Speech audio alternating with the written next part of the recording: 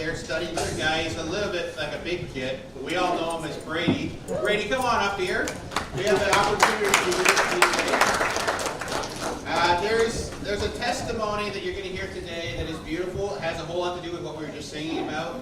Breaking the chains, what we just talked about that bind us, that Jesus does that. And ultimately, even a testimony that you're going to hear has a whole lot to do with the Red Sea. And we're just so grateful that God still works today. Amen, Brady? Amen. All right, I want to pray for Brady. Let's do that as he gets ready to share. Father, I just thank you for what you have done. Thank you that you have made Brady anew in sweet ways. I pray that you would work through him today, through your testimony, alive in him today. And I pray that you get all the glory in Jesus' name. All God's people said? Amen. All right, thank you. I asked Owen McDonald to come and introduce me because he's a OHL super senior and was sitting beside me, and he said if I asked him, he would stand up, take 2 steps, and then book it out the back. So instead we'll just call him. And then his dad, him and me have this little thing that we do when people are like in a position where you're gonna like have to talk. We'll like call each other. So like I ran and I put my phone in the back and Isaiah's like, you think Sean's gonna call you? And I'm like, heck yeah, he's gonna call me. He's gonna wait till I get up here and then give you a call. So sorry Sean, it's off and it's in the back. All right, I'm super grateful and overwhelmed by the support, friends and family, current students, former students. This is super cool to have you guys here. So, yeah, usually I get up here and make jokes, but today's a little bit serious, maybe a little bit heavy for some. But I believe this. I believe that everybody that's here is here for a reason.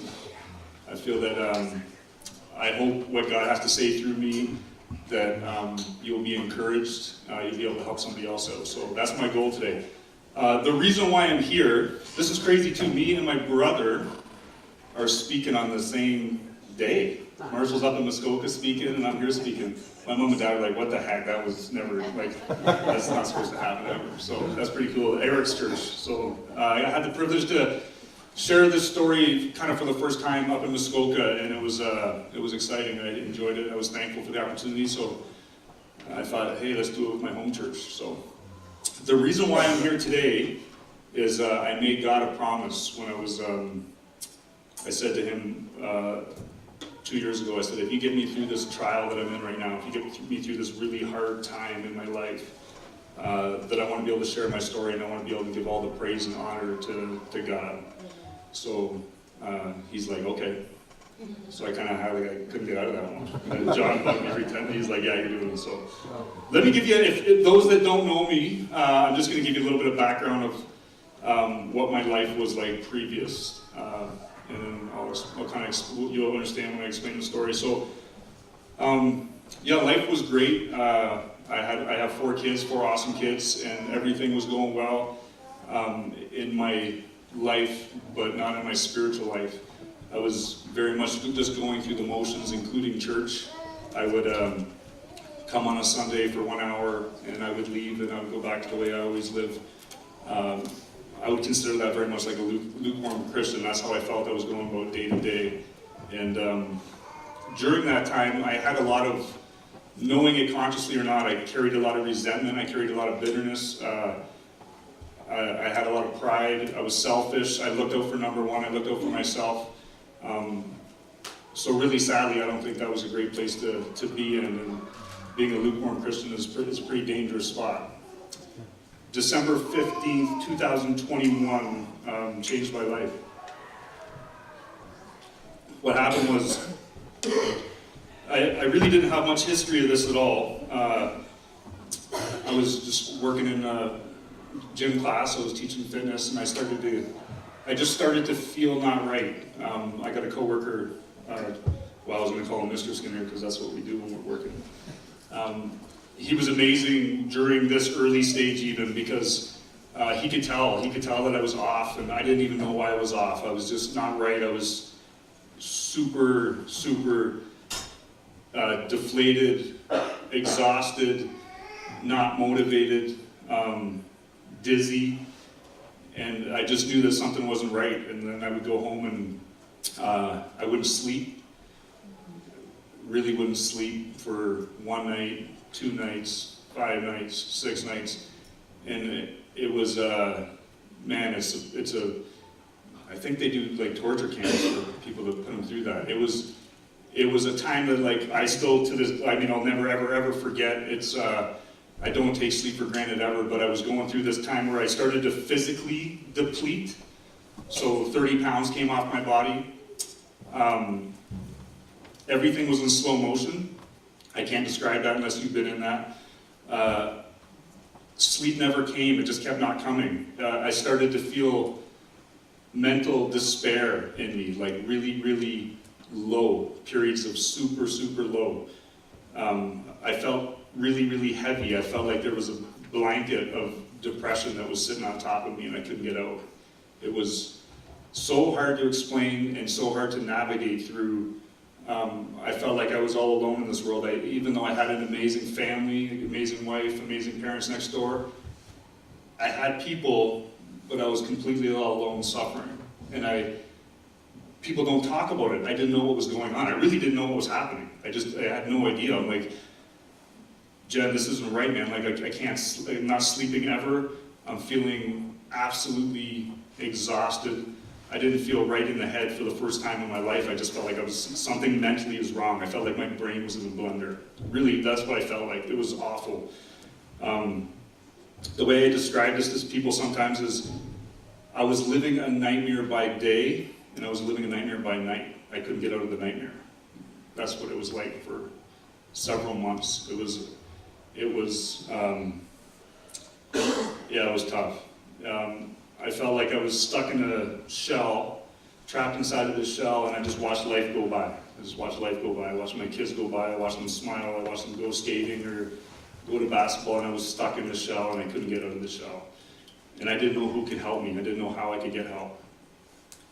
As a father of 4 kids, that's really hard, man. Like I have a great relationship with my kids, and it was gutting to me. I would cry for hours. I would lay on the ground because that's all the energy I had. I would lay on the ground and I would just cry. That's what I would do for days and days and days because of this smothering feeling. So Jen brought me to this. Well, I went to multiple doctors because we were trying to figure this thing out, man. I got all sorts of tests and blood work and things hooked up to my body, all this stuff, and everybody kept coming back. We don't know. And then I went to this one doctor, and she said, not only are you depressed, not only are you in major depression, which represents 5 percentile of our community, so 5% of people are major depressed. She said I was severe major depressed. So I was exceptional, I was 2%. I was in the 2 percentile. I felt pretty jacked up about that. Yeah. So I'm going to clarify a little bit of a lesson, okay? So it bothers me when people use the word depression lightly now. So when you say, I didn't get to go on this vacation, I feel totally depressed, or Parker didn't ask me out, I feel depressed. That's not depression. Let me give you a couple things about what clinical depression is. We have a professional in our, Sarah works for Canadian Mental Health, so she's a pro, she'll tell me if I screw up here. So really quick, and then I'll tell you how a couple things that I want to tell you about. So it's an increase in grief and the threshold to cry.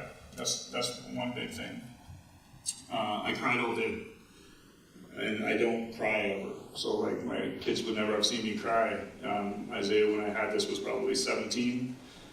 He wouldn't have saw me cry up to this point, and it was a daily thing, and I couldn't control it. I didn't know what was happening. I felt tremendous grief. Clinical depression is a lack of ability to enjoy things in life. I couldn't enjoy things anymore. It was real. Ask Jen, I genuinely thought that I was never going to be able to smile again. I didn't know how to smile. It was physically impossible for me to find joy in things that I used to always find joy in. You get a tremendous increase in guilt. You feel really badly about yourself. You feel guilty about anything that you've ever done in your life. Don't know why. This part's scary. You feel, and this is scientific, you feel a negative delusional thinking that is not linked to your life. I mean, it's a terrible, terrible place to be in a severe mental depression when you're not even fighting your lows anymore, you're fighting something that's not reality. You sinking into a pit and lose touch with everybody around you and reality around you. Sleep is greatly disrupted, and your anxiety system is triggered because you truly don't believe that you're ever going to get out of this thing. That's where I found myself. Those science nuts, from a biology point of view, this is what was happening to me and to people that suffer through depression. Your brain lacks epinephrine, which creates high exhaustion. Your brain lacks dopamine, which is the ability to experience pleasure. And where I was really struggling and down to next to nothing is your brain needs serotonin.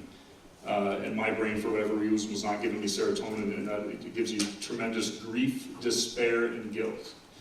And I was definitely a check mark for all of those areas. I'll never forget, this was a really tough spot.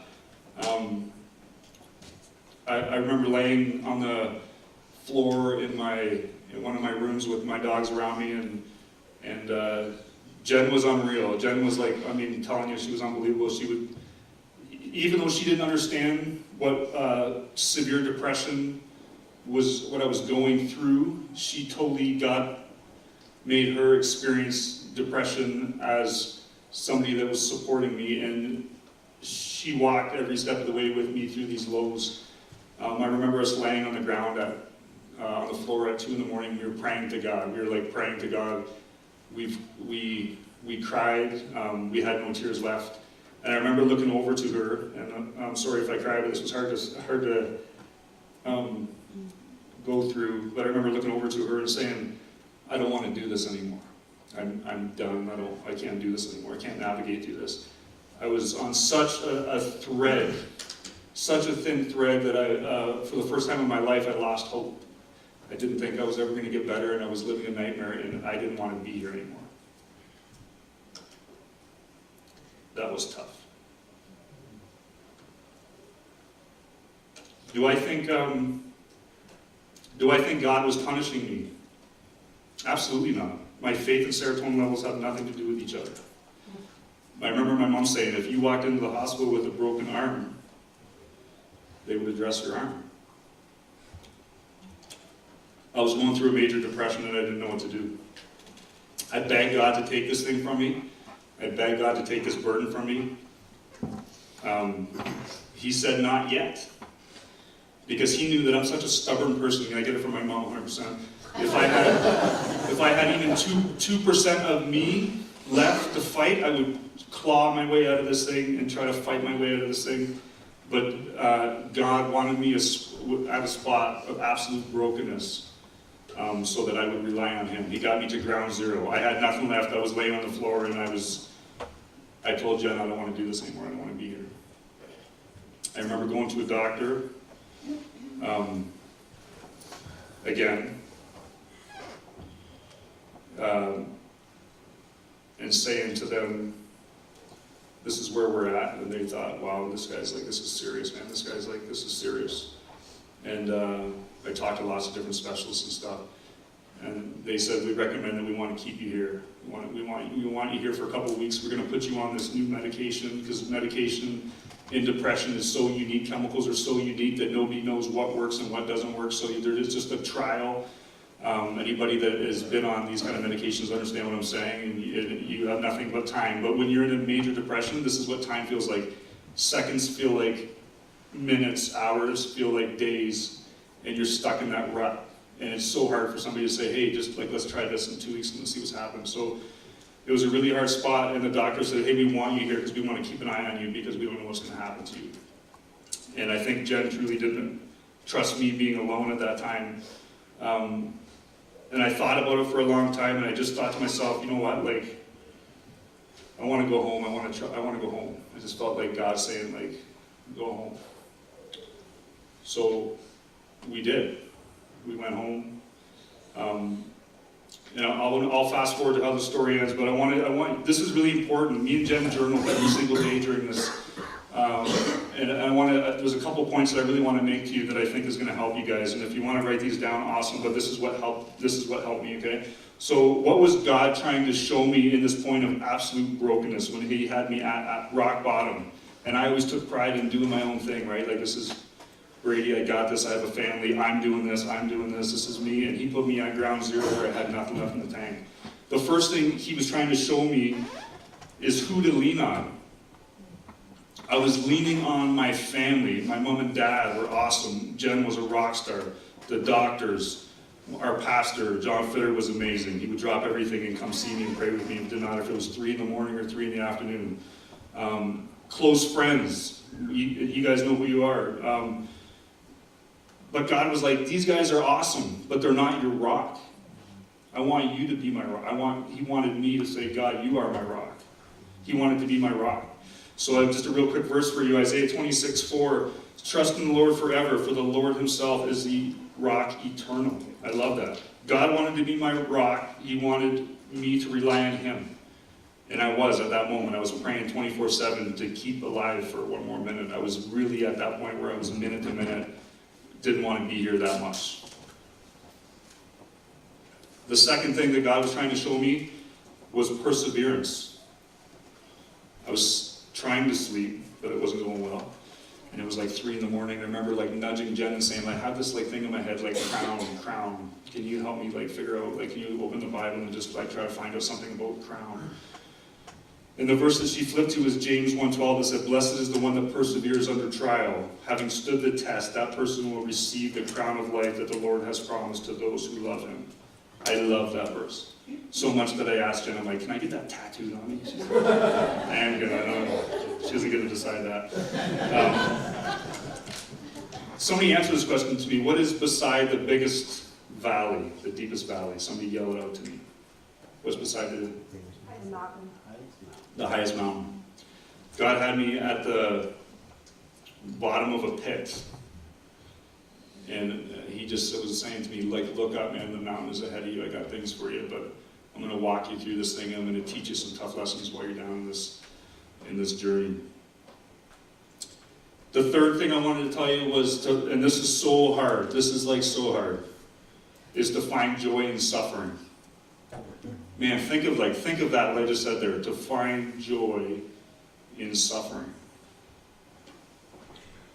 James 1:2 says this. I don't know if Jen will let me get 2 tattoos, but I hope so. Consider it pure joy, my brothers and sisters, whenever you face trials of many kinds, because you know the testing of your faith produces perseverance. I had to thank, no, I didn't have to, I wanted to thank Jesus for my depression. You know why? Because it made my relationship with God so much better. I got to see laughter and sunshine and like be so overjoyed by that. There's not a day that goes by that my feet are allowed to touch the ground before I pray to God and thank him for any sleep that he gave me that day. My feet don't touch the ground, ever.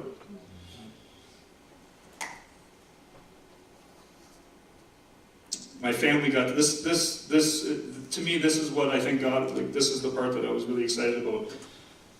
And it was super hard for them. My family watched me go through suffering. They watched their dad absolutely suffer. I remember Brooklyn.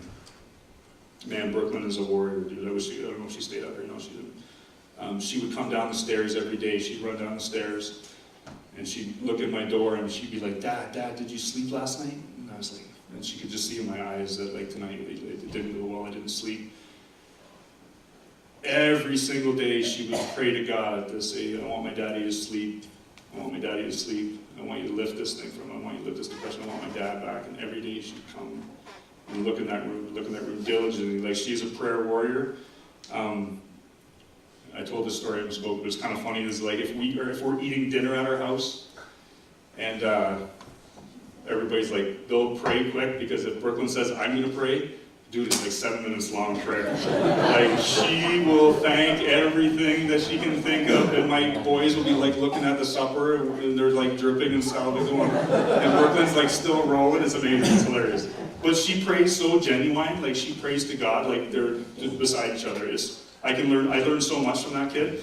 My boys, they were amazing through this experience, man. Like, they would come home from school and they could just tell in my eyes. They would give me, they'd give me hugs.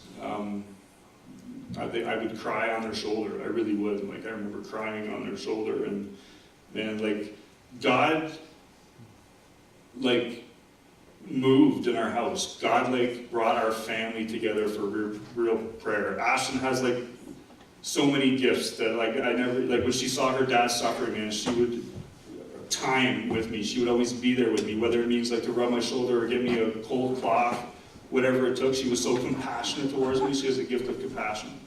And if this didn't happen, guys, my family would have never had genuine, real prayer together.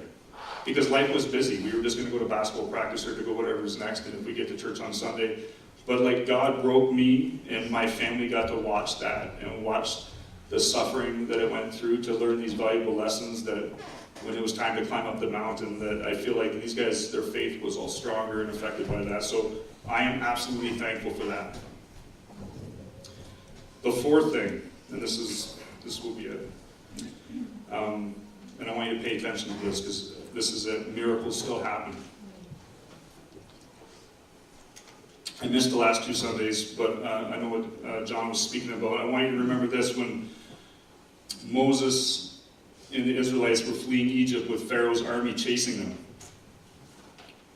And, like, but he brought 600, not just 600 chariots, 600 of his best chariots, and all these soldiers, and they're coming full speed at these Israelites, and they come to the Red Sea. They come to a part of water. And imagine being there. Put yourself in their shoes for a second when you see all these chariots coming towards you. These guys want to kill you, or at least bring you back to be slaves again. And God performs a miracle. What did he do? Jared, what did he do? Parted the Red Sea, right? Parted the Red Sea. I remember asking my dad. Man, my dad was unreal through this journey. And I'll explain to you a little bit later on, like, what you can do for people that are suffering. But I asked my dad, I said, hey, do you believe in miracles? And I said, if there's ever a time, I need you to pray for a miracle, because I need one. This was when I was coming home from the hospital, and it was a really rough time. And the doctor said to me, like, listen, man, if you go home, like, this is going to be a nightmare for you for 2. I'm like, I'm already living in that. He's like, no, you don't understand. We're going to be switching you off this, and it's going to be very, very hard for you. So me and Jen decided to bring the 4 kids into a room and just sit them down and say, like, listen, Dad's going to go through a really tough time in this next transition. I woke up the next day, and I really felt so much better. I felt like the oppression, the depression, the spiritual attack, the blanket that was smothering me that I couldn't keep my head above water had lifted. And you know what's crazy? The doctors don't get credit for that.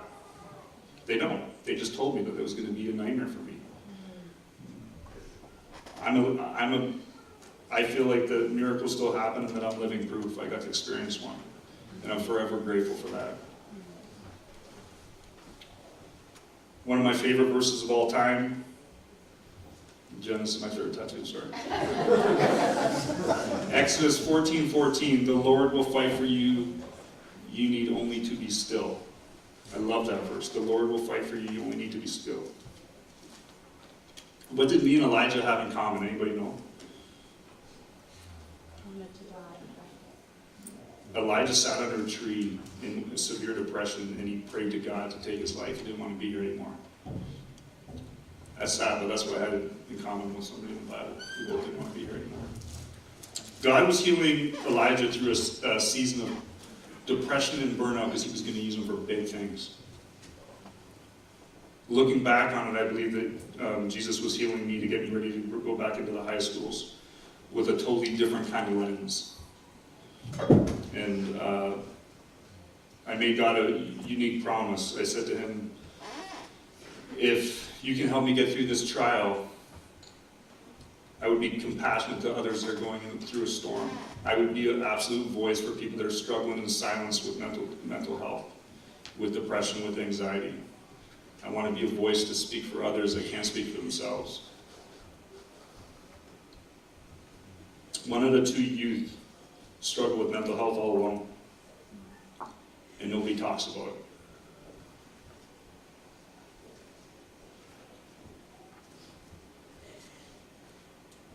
Seeing the brokenness in the high schools, seeing the despair, seeing the anxiety, seeing the depression, seeing those that are struggling with mental health on a regular basis, man, God opened that.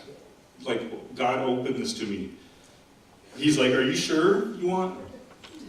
Listen, I'm gonna, here comes other miracle. This is nuts, but there's not a day that goes by in high school that somebody's not speaking to me about going through a season of depression or anxiety or wanting to take their life or can't get off pills or abusive relationship.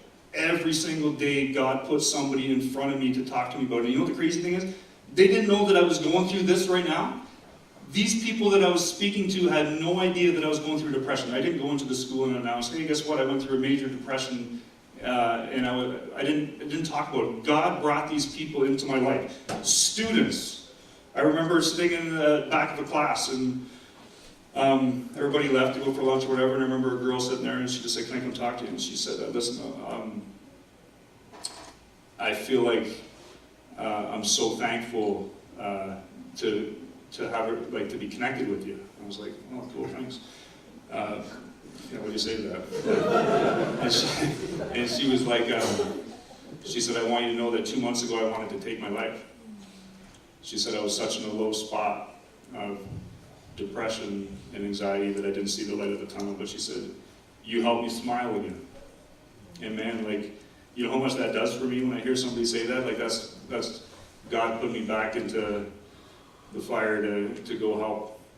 I had staff members, man, people that I would talk to all the time. This is a funny story, but the boys, Seth and Zay, were in a basketball game that was really intense basketball game. And Eric's already smiling because he knows how the story ends. And I'm sitting on the front, and I'm jacked up because I talk trash. So I do. I get up, I'm the first one to talk smack when my boys score, or Seth does a crazy windmill dunk or something. I get up and let's go. So I'm jacked up on the sidelines, and then this girl comes walking center court, and she's like, Mr. Burnham, can you pray for me? I'm like, what? Do you see what's happening right now? I'm playing, there's a basketball game. How do you know I pray? How do you know that I know God? What's happening? Can you pray for me? I was on vacation, just got back from vacation, and a girl came to me and said, can I speak to you? And I was like, sure. She said, I happened to watch your video that you spoke at Muskoka Church on YouTube, and it really impacted me. I've been going through a lot of stuff, and I'm just wondering if I could talk to you about it. Time after time after time after time again, God is using me to speak to people that are going through a really tough time with mental health. My class, the reason why I'm wearing this shirt is my class with, once again, I have a couple guys in the leadership class that I didn't announce to them, hey, I went through a really bad depression last year. I didn't announce any of that, but they said this is what they wanted to do. They wanted to come up with a shirt that said mental health matters. And if you want to read the back, you can. We've talked about this in the church before, but I thought it was a really cool opportunity to be able to, with a class that didn't know my struggle, we went out and we raised some money selling shirts to be able to help other people in need, to show God's love to other people, to lift their spirits. And I thought, how cool is that? These guys don't even know that they're something that's really close to me and important to me, and then we're out helping out the community, which I thought was amazing. Okay, almost done, guys. What can you do to help somebody struggling with, and this is not just depression, this is anything, okay? This is mental health, this is anxiety, this is whatever they're struggling with. Because, Sarah, how many struggle with mental health? Is it 1 out of 5? Is it less, 1 out of 3? Okay, so this is something that needs to be addressed. So let me just, from what I experienced, is, man, just listen. Like, just be an ear to let people talk, listen to them. Joel was incredible, man. Like, this guy, Joel, he doesn't have any money, sorry, but he would go out of his way and he would drive from Sarnia down meals all the time for my family. He would drive meals all the time for family. He would check in with me 2 to 3 to 4 to 5 to 6 times a day. Just, I'm thinking about you, man. How you doing? You're right around the corner. You're going to get through this thing. My dad was a rock star. He would just sit with me for hours and hours and hours. He would just sit with me. We wouldn't talk. Just sit with me. Sometimes people just need to know that there's somebody in this world that is there for them, that they care for them, that they're in their corner, that they're advocating for them.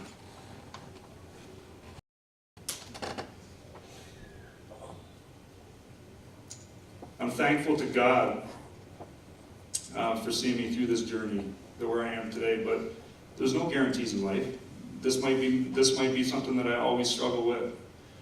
I'm thankful. I don't know what the future holds for me, but I want to know that I'm thankful for each day, and whenever I have the opportunity, I want to help others around me. I'm thankful to Jen and my kids. I don't have the words to articulate how blessed I am to have them as a support system. Yeah, I'm not going to go there. My parents, my siblings. Kevin McGlade was huge. Kevin was massive. God gave him the words to say to me at the right times. He helped me through quite a bit. My friends, man, like a text would come in when I would need it the most. You guys have no idea how much it meant just to get a text of encouragement, whether it be Gord, Sean, whoever. Just like, I would live for those texts. I want you guys to know that anybody that sent me a text, I'm extremely thankful for you guys. The men's group at this church, the ones that would adamantly pray for me time and time again, that would fast for me while going through a tough time on the darkest of days. The new friendships that brought to me, man. Like, Ryan, I love you guys. Like, Brian, you guys are like, Mitch, I don't want to start naming names and they won't have to be able to stop, but all these guys. Our pastor, man, like, this guy loves people. This guy loves people. He will stop everything to come see you and support you. If you've been through a journey and you've leaned on him, you will understand that. So I'm super thankful for John. The church family, you guys, man, like, the meal trains that you guys set up to bring to my house when me and Jen were just trying to hang on by a thread. We didn't have the energy. We couldn't cook. You guys were unreal, man. You guys would show up and bring me meals to my house. Do you know how important that is? Do you know how massive that is? That was our church family. You guys did that for me. I'm going to close with this, and then if we can cue that song, I want you to hear it, please do. Listen, guys, storms are going to come in your life. We're not promised an easy life. I want you to know this. God's got a plan for you. God designed you exactly the way you are. God loves you exactly the way you are. And he won't stop fighting for you. The Lord will fight for you. You need only to be still. Guys, if you're struggling, I would love to have the opportunity to pray for you. There's guys and girls here that would love the opportunity to pray with you, pray for you. Don't be afraid to speak to us after church today. But let's start being a voice for those that can't be a voice. Let's start paying attention to detail and helping all the people around us that need it. God won't stop fighting for you. You only need to be still. Listen to the words of this song. Can you cue that song?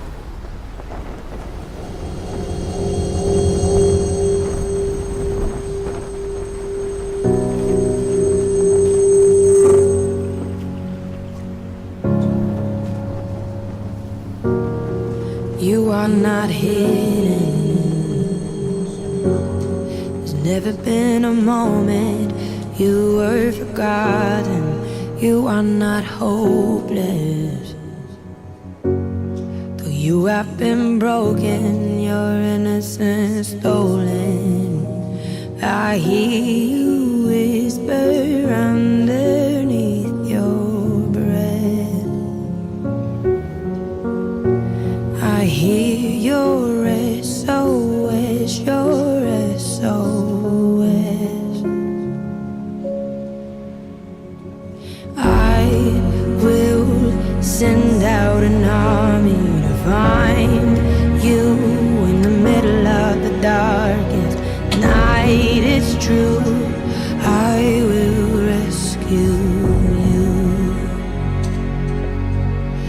there is no distance that cannot be covered over and over.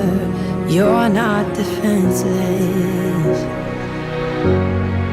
I'll be your shelter, I'll be your armor. I hear you whisper underneath your breath. I hear your SOS, your SOS.